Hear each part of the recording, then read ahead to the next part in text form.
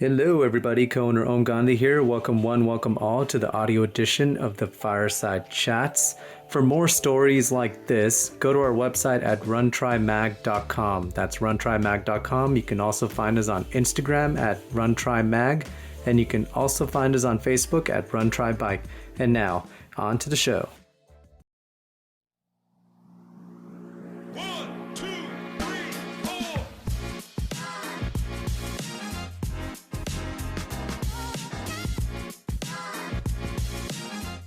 Perfect time, Eric. Thanks for joining us. Great to be here. Thanks for having me. Absolutely. So, Eric, we're giving the audience a little bit of who you are and your background, but so we don't screw it up, why don't you tell the audience who you are and what you do, and then we'll just jump into the Q&A from there. Oh boy, I don't even know what to say. All right, Eric Opdyke. I've been involved in the sport of triathlon for about 15 years now. I started as a racer. I was invited to be on a race committee to help produce a charity sprint triathlon in Connecticut. That's how I got involved on the business side of triathlon. And then I helped start Rev3 back in 2009. Was our first event, and then went through a lot of ups and downs and iterations and mergers and sales and things like that. And I'm now still involved in the sport, but in different capacities, and helping a lot of other race directors produce their events, and consulting with USAT Triathlon and a lot of things. So I'm very entrenched in the sport. Love it. Absolutely love it. And I'm excited to see where the future goes with it, and help be a part of that path towards the future as well. Awesome. I remember Rev3. I raced the Old Orchard Beach, Maine, years ago before Ironman took it over and made it 70.3 Maine. And what a great location for a race event, let me tell you. I know it's not a part of the Rev3 umbrella, but if you guys get a chance to check out that event, please do so. Talk to us about starting Rev3 as an entity in the face of what is a behemoth, bigger today than it was back in 2009, but still a pretty big entity, and what your thought process was in creating a new competitor to the Ironman brand. Yeah, I mean, I have to give that credit to Charlie Patton. He was the founder and owner at the time. He brought me in to really, I was more of I had more expertise on producing events, so more on the operation side of things, race directing. But Charlie's vision was to go out and kind of fill a gap or a void that he felt the industry had. And that was to provide more of a family-friendly environment, right? And we felt that that a lot of events were so focused on the athlete and not enough focus on families.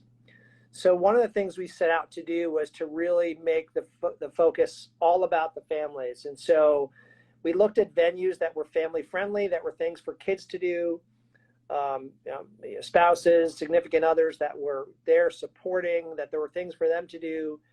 And so we picked like some amusement parks, and we picked, like you said, Maine, which is a nice family vacation spot for people to hang out at the beach. They have, an amusement park there, a little boardwalk kind of area. We were at Cedar Point, we were at Quasi. So they all kind of had that theme of being family friendly. And what we realized is that in many cases, kids were actually driving those decisions to actually go back and repeat those events. So you talk about retention, and it wasn't the racers that were necessarily wanting to repeat that event. A lot of those decisions were driven by the families and the kids because they had so much fun. And so then we realized we were onto something. Instead of focusing on the athlete, we focused on the families. And that was our strategy. We had a lot of other strategies. We had big prize purses, and we had a series, and a lot of things that necessarily we didn't see. Yeah, the ambassador team was, frankly, one of the best things we've ever done, and we continue to do that to this day. Does that make us? We remember these things? Yeah, pretty much. We celebrate the last place finisher like better than the first place finisher. We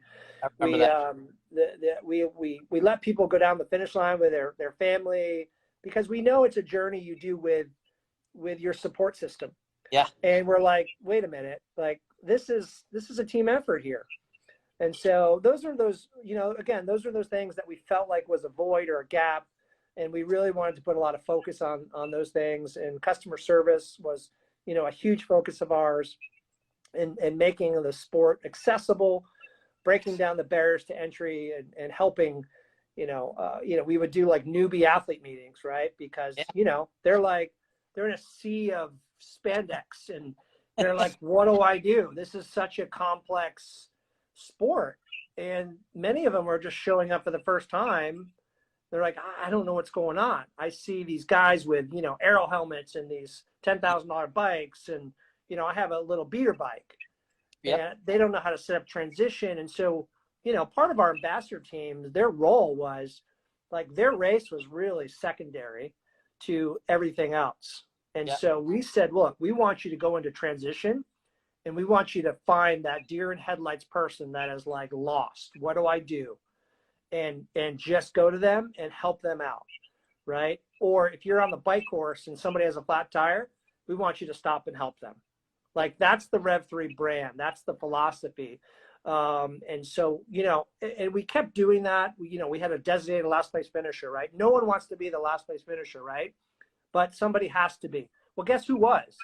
Our brand ambassadors were the last place finishers, right? So they would actually go and follow the last place person throughout the entire race.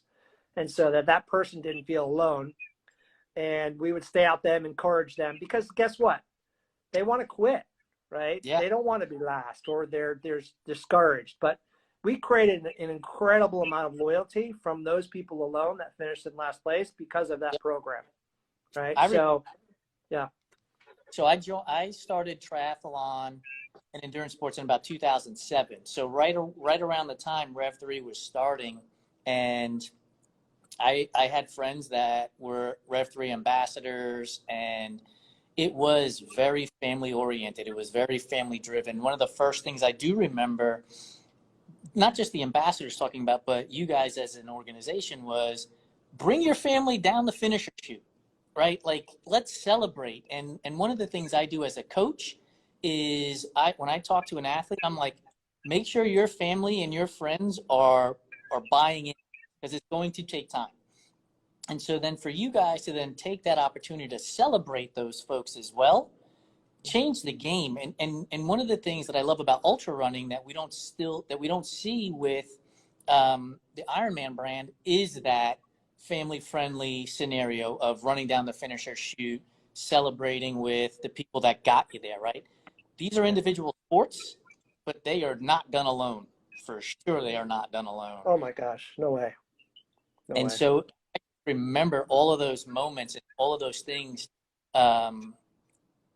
happening and seeing them take place. And it was phenomenal to watch, and people enjoying themselves with each other. Keep your urban running adventures going all winter long with high-performance traction designed specifically for icy roads. The Catula Nano Spikes footwear traction have a low-profile design that won't affect your stride while running. The 10 ultra-tough tungsten carbide spikes give you traction that you can trust. Don't let the ice and snow stop you from reaching your goals. For more information, visit catula.com. No worries. Sorry, guys. Hey, I'm in a hotel room in Dallas, Texas, Irving, Texas, to get ready for the PTO US Open. And so, unfortunately, their internet access here is really bad, and my cell signal is bad. So, gosh, I feel like, I'm that guy. So, sorry about that. Charlie's been joining. He's been commenting on it on the Rev3 side of it all. So don't worry, he's filled in for you admirably. Oh, I see that now. Yeah, awesome. That's awesome. So, I mean, you bring up PTO. Tell us about that, because I remember when I raced the US Open in Dallas, it was in Rockwall. It wasn't a PTO event, and now it's going to be completely different from what I participated in. Oh my gosh, it's what the PTO is doing in the sport is, they're trying to build up, a true professional, organization, much like you would see in golf and tennis, creating, Ryder Cup events. And so I think their long-term vision is kind of having, they had the Canadian Open this year. They had their Collins Cup, which is like a Ryder Cup event, and now they're having the U.S. Open. And I think their long-term vision is to have maybe, a European Open and, go to some other areas and be more of a global event.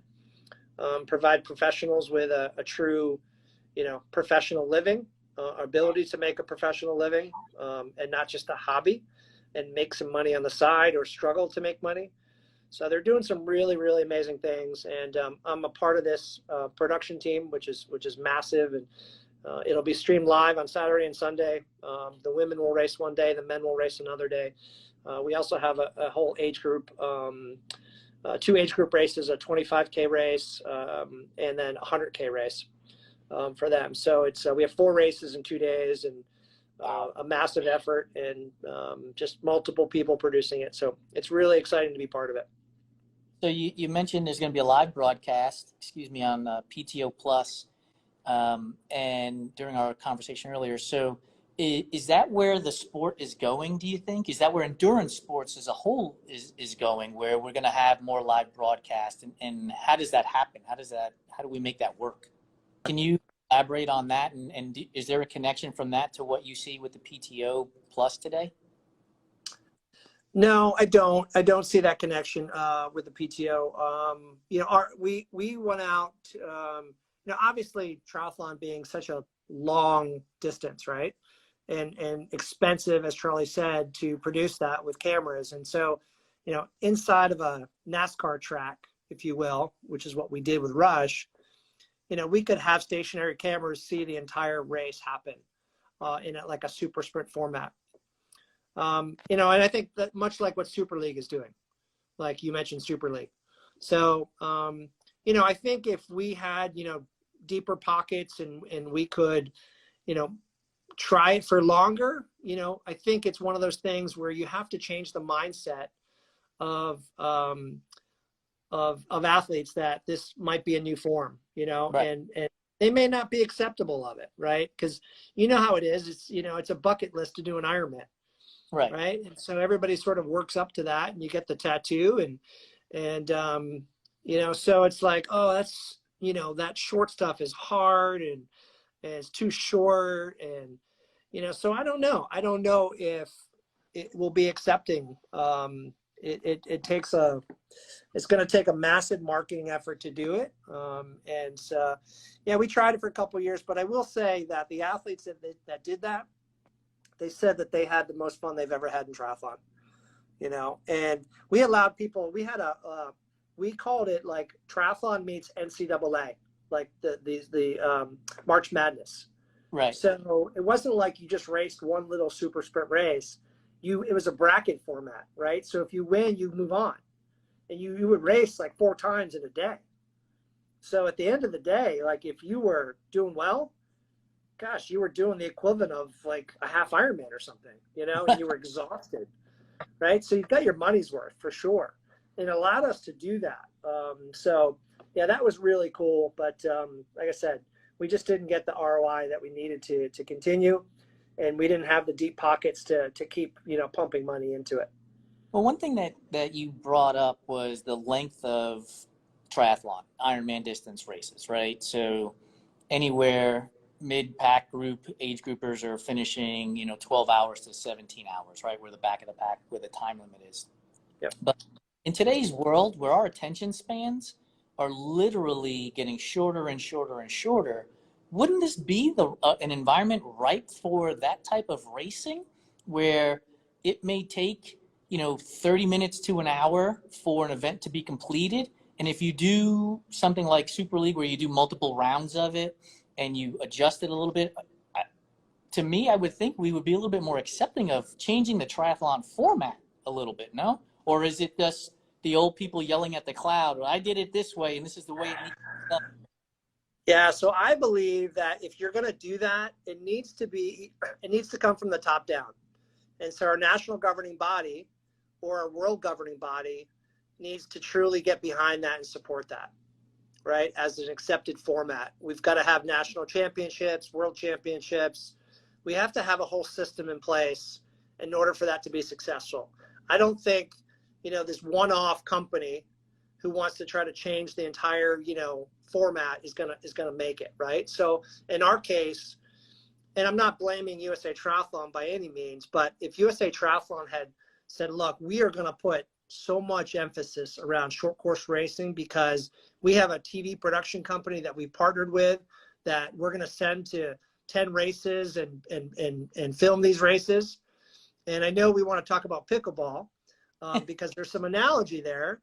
Yep. I think it could work, but only with full support. I think from a governing body to say, you know what, this is an accepted format we're going to support, right? Yeah. I don't think one company alone is going to be able to make it work. Now, Super League is obviously working on it. I don't know anything about their business model. So, who knows? Maybe. Their YouTube videos are highly produced. They are fantastic, and you can enjoy because they also dive into the personal lives. And one of the reasons we started our business was to tell stories of the everyday athlete, right?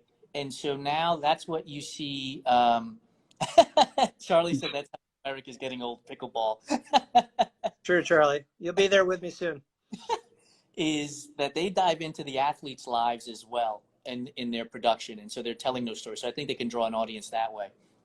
One thing you mentioned earlier was doing it in a racetrack, which is what we see Clash doing, right? Watkins Glen, Daytona. Yeah. I wonder if there's an opportunity for them. I don't know what their backing is because I don't think they're associated with Challenge anymore. I think they're a separate entity altogether. So I don't know what their backing is outside of, I believe, a few of their board of director members are also at NASCAR as well. Oh, lights just went out on me here. That was spooky. Yeah, I don't know either. I'm not familiar with their strategy, and again, I think a lot of their events go, they kind of center around, racetracks, but I don't know that they're all self-contained within. Obviously, you need a body of water, Right. To hold the swim, and we had invested in massive portable pools to do that, which is a massive undertaking, which most people don't want to get involved in. But we were stupid and decided that that was something we wanted to do, and it was like, oh my God, why did we ever do that? It was just so much work. But anyway, I think we would have continued doing it if it was successful, or even if we could break even, just because we had so much fun producing them, and we know our athletes had so much joy racing them. Folks, for those of you who are joining us, we're talking with Eric Opdyke, who is a former owner of Rev3. He's now working with USAT, helping develop race directors and their programs and things like that. And we're going to talk about this in a moment, which is, Charlie said, speaking of which, does anybody need a pool? We'll be talking about pickleball here in a moment, too, because that's Eric's latest hobby, fascination, sport that he participates in. If you have questions for Eric, click on the little question mark on the bottom right-hand side, type it in. Otherwise, please keep doing what you see Charlie doing on the screen there and just asking away. If anybody needs a pool, not a problem. We'll address that. So let's talk about pickleball because I want to get into this a little bit more and what you've seen in your time as a fledgling sport in triathlon. Into while pickleball's been around for a little while, it seems like it's a fledgling sport also starting to take off. So give us some information about how you got involved and where do you see that happening next? Yeah, it's amazing. I see so many similarities between pickleball and triathlon, and really from a development and growth standpoint. So 10 years ago or 15 years ago, when the sport of triathlon was had an upward growth curve. Tremendous growth. We were working on getting the sport into the Olympics. Now it's an NCAA sport. And so all these check marks are happening.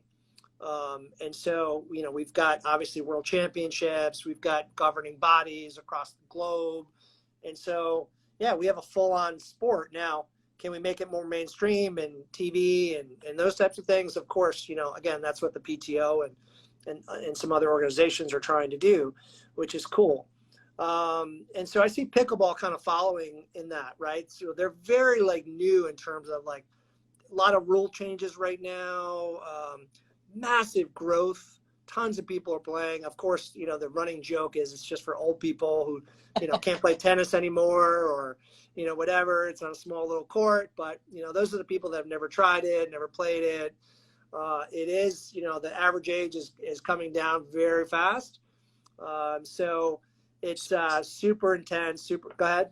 Speaking of which, the invention of pickleball as a sport was because a dad told his kid to figure out something to keep himself entertained. So it was actually invented by a child who developed this pickleball sport in the state of Washington, which when I saw this documentary piece on ESPN, I was blown away by it. Because speaking of the tie-in to sort of like triathlon, right? The Ironman concept was developed by a bunch of dudes that were just like, yeah, let's see who's better at this, right? Let's see, Right. You're the person who can swim, you're the person who can cycle, and you're the person who can run. All of a sudden, you have an Ironman concept. And this was, why don't you go outside, stop bothering me, basically, and go develop, go figure out something to keep yourself entertained. So I could see, the fledgling concept is there. Yeah. So I see, obviously, and it doesn't have the challenge of long distance, right? And so everything is on a court, even smaller than tennis, and you could have stationary cameras and see the whole thing. And so I've seen the production of some of these, live broadcasts, and they're very simple, very low cost. Now I think what you'll see is more money will come in, you'll have better, equipment and more cameras, but they have a little production team and some tents. It's very, small scale, but enough to create a lot of viewership, to create, a lot of sponsors, and to capture people's attention because, you could get through a game in 10 or 15 minutes or a match in a half an hour. So it's really designed for that, from that standpoint. So that's why I believe that it's got a lot of upside to it. Low barrier to entry. There's a paddle costs $100, and that's all you need. You just, you could tennis shoes or whatever to play it. And the courts are everywhere now. They're every time you turn around, they're adding more courts because there's so many tennis courts that aren't being used. Right. They're converting them over to pickleball, and now they're growing some of these facilities. And so anyway, I'm excited about it, and I'm actually looking at potentially joining in on some business side of it as well. Yeah, what I saw in that piece that they ran that, some athletes are getting sponsored, and Big time. yeah, not by small companies, not by the local pizza shop, but Gatorade is getting involved in some of these sponsorships. Look, we're not talking about millions of dollars in terms of sponsorship money and that kind of stuff, but it is a fledgling sport, and you can see how that is starting to transfer over and people getting the attention for that sport. And so I'm amazed by it, honestly. Like, for those of you who are joining us on this chat, go to Google and search for ESPN pickleball start or something of that nature. And the piece they did is like 10 or 12 minutes, and it's just amazing. And so that, for me, it gets my brain turning, right? So how do endurance sports then do, right? People will laugh at pickleball. Like, how is this going to be a thing? And it's starting to become a thing. So how do we take that? How do we learn from that and turn it into something like that for endurance sports? Like, I'm thinking about trail running. We keep talking about stationary cameras.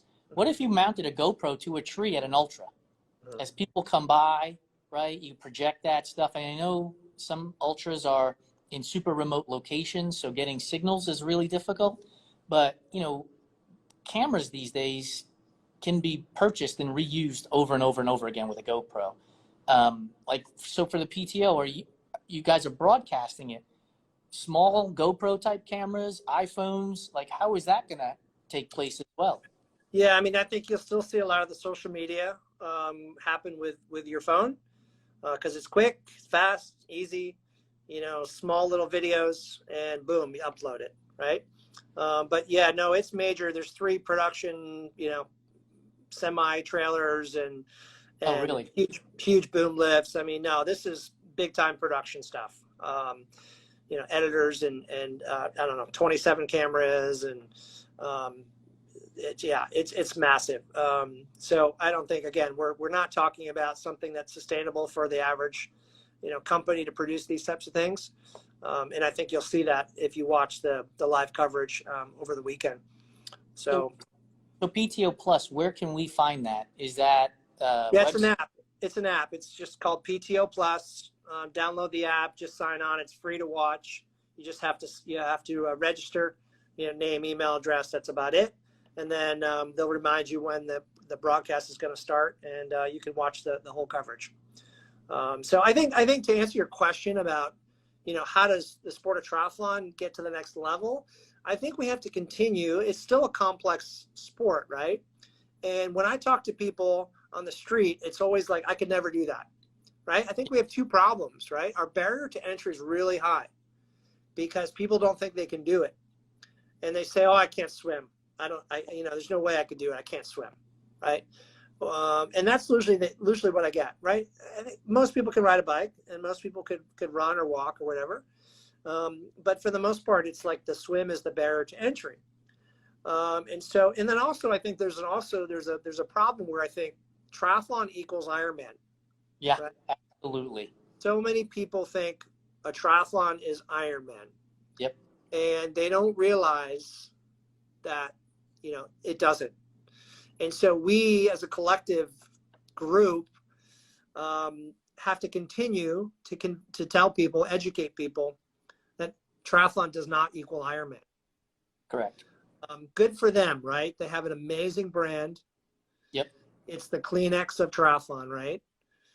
But that's our problem in the sport as far as growth goes. And I have strong belief, and many of my peers have heard this many times, is we have to teach adults how to swim. Yeah. We have to teach them for free at every pool across the country. If we teach them how to swim, we say, look, we get all of our coaches and we say, we're going to go to the local pool. We're going to offer free swim lessons for adults. But here's the caveat. You have to sign up for a triathlon and we'll teach you how to swim for free. Yeah. Right? Yeah. And so coaches partner with race directors around the country, and we get people in the pool, teach them how to swim for free, but they have to sign up for a triathlon. Yeah. My mentor always told me when it came to sales and marketing, remove every single objection that you can, right? And one way to remove the objection to participating in triathlon is to offer free lessons, right? The more opportunity you give somebody to say yes to something, the more apt they are to participate in it. Yeah. And, one of the things that we do with Run Try Bike is promote one. You don't have to do an Ironman to be considered a triathlete. You don't have to run a marathon to be considered a runner. Like, we don't care. We don't care if your love and enjoyment is 5Ks versus a 100-mile run. Go do it. We will support you. We will pat you on the back, and we will cheer loud for you. If you want to race sprints and Olympics over 70.3s in Ironman distance, please do that too, right? Like, enjoy the sport that is going to make you happiest and bring you the most joy. The other thing that we try to do is educate beginners on all of this stuff. And one of our contributors, Danielle Moore, who is a certified swim coach, has written an article about adult onset swimmers. Because, like, to your point, if they fear getting in the water, then there's no chance they'll ever sign up for a triathlon. And I don't care if it's a 250-meter pool swim. They just won't do it. And so we're trying to break those barriers down as we go along, too. And so I agree with you. And that might be something that we as a company take on, is try to figure out how to get more people involved. I mentioned to you in our green room that I want to get certified as a race director because I want to put on a swim run event and a swim event here in Arizona for beginners, for people. Let's get them started. Let's get them to understand you don't have to do the triathlon to begin with. Start with the swim, right? Yep. And so if we can get that movement going, I think we can then bring more and more people into the sport. The other thing that we've done is we've recently sponsored the youth team for the Mid-Maryland Tri Club. If we can get kids involved, they're 7 to 12-year-olds. Let's get them involved. I have this vision of creating a digital magazine for them where we hype the kids up, hype the parents up, like, congratulations. Like, the more we can do that, the more we can get people involved too. Do you have any other ideas? I want to get into our rapid fire here real quick, and I don't want to keep you too long, but any other ideas that we can bring the barriers down for entry into our sports, whether that's triathlon or any endurance sports for that matter? Well, I think the other thing would be cost, right? And so we have to make it more affordable for people to get into the sport. We know it's an expensive sport. And so how do we do that for those that can't afford, all the things that go along with it, right? There's so many people that have, 10 bikes in their garage, right, that they don't ride anymore. Right. So how do we get those bikes into the hands of people who need a bike or can't afford a bike? Or wetsuits, an old wetsuit, into the hands of people that, again, can't afford it. So I think that as a community, there's a lot of ways. And I think that there's, people just collect these things, right? Because they continue to upgrade their equipment, those that have more disposable income.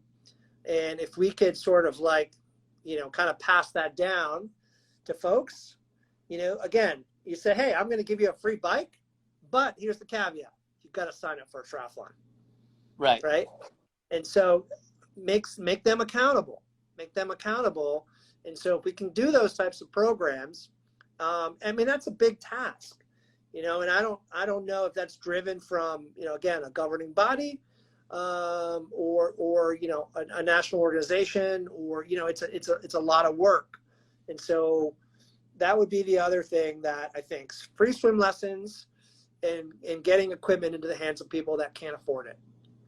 We're going to take on that challenge. We may not be able to perfect it, but we're going to take on that challenge to figure that out. One of the things that we've been considering is locally creating a scenario for run clubs, right? Where just come and join us, and maybe we can get some shoe sponsors there to help with product and offering them a discounts if they're older models and that kind of stuff. And just trying to get people engaged and involved in our sports. Because to me, it really has helped me to run this business at times. As you know, as a business owner, it is really hard, and you just want to burn it all down and be like, I'm done with it, and walk away.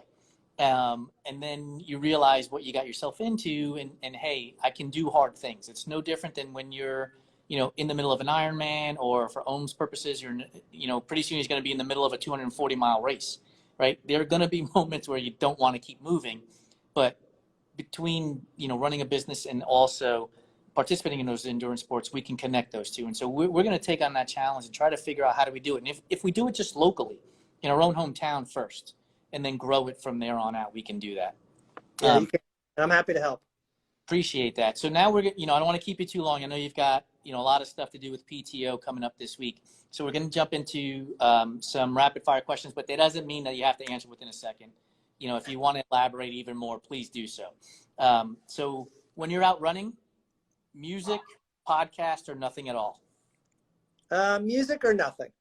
Okay, so when you're listening to music, favorite genre and favorite artist in that genre?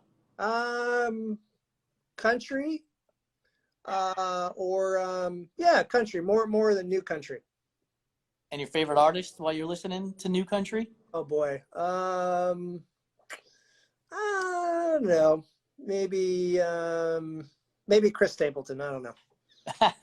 You're in Dallas right now, so they are proud of their barbecue there. Are you a Texas-style barbecue, North Carolina-style barbecue, St. Louis-style barbecue? So I went to the first night I was here. I went to Hard 8. Yep.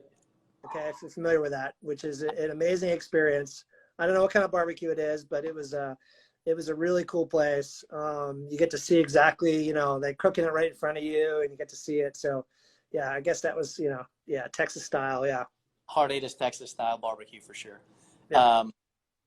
Pizza. Let's talk pizza. I'm a New Yorker. So are you putting pineapple on pizza? Yes or no?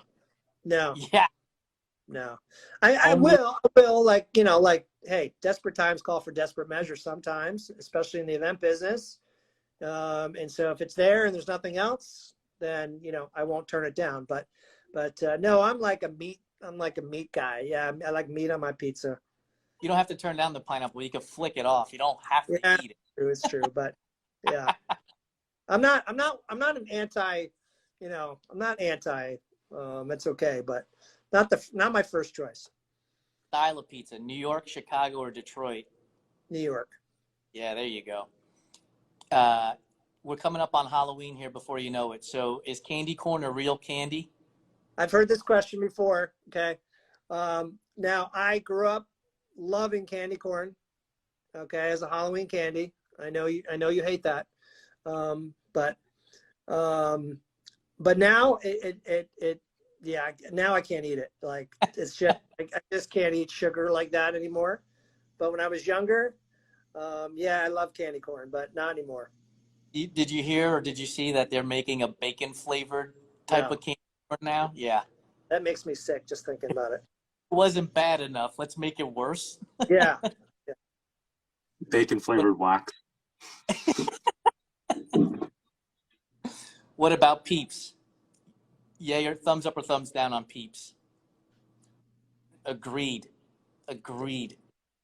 We've had people who would come on and You might as well open a sugar packet and pour it down your throat. yeah. Do you remember Fun Dip Oh yeah. as a kid? I mean, they Oh, I literally love- get a sugar love- stick, a sugar stick to dip in more sugar. It was Yeah, amazing. then when your stick ran out, I'd stick my finger in there to get it all out. No candy wasted back then, that's for sure. No way. Yeah. Ride my That was- bike to the store for $1 and buy Yep. Fun Dip. Fun Whatever. Dip. My goodness. Yeah. We Pop Rocks. Yeah. Pop Rocks, Lemon Heads. You remember Lemon Heads? Yep. Man, Yep. we Tootsie had Roll. people, Tootsie Rolls. We had people come on this chat and tell us that they didn't like Peeps fresh, that they preferred them stale. Ugh. And I just couldn't imagine, like, the idea of eating doorstop. Like, what are you doing? Yeah, I don't get it. Yeah.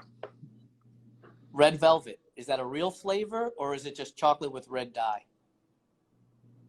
Oh boy. I'm gonna go with dye. It's right. It's just chocolate cake. That's all it is. Yeah. It just looks different. Are you a carrot cake fan? Yeah.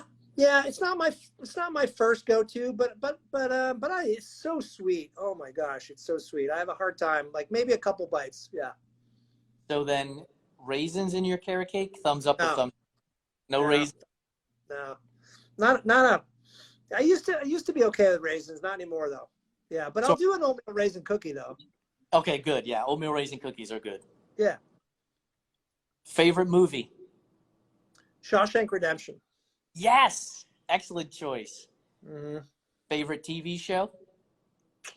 Oh boy. Like all time? Like All now? time. All time. Oh boy.